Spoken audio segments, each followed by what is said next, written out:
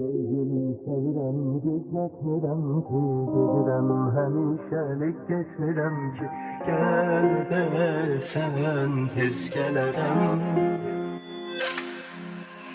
Gözümde canlanır hayalım yıllarda, yorulur kaybolup sana da bana da, aynı sözsüz dönerim. Ağlama yanma sen her anam eşiler kalbi üzüler. Ağlama bu hasretin katiller. Bulutlar dolarsa yağışlar yağacak, gözüm yaşlarla korkmamla doyacak. Konuşmasak seninle bilmem. Ben seni isterim, her zaman gözləyirəm, həsrətə dözməyirəm sevgilim.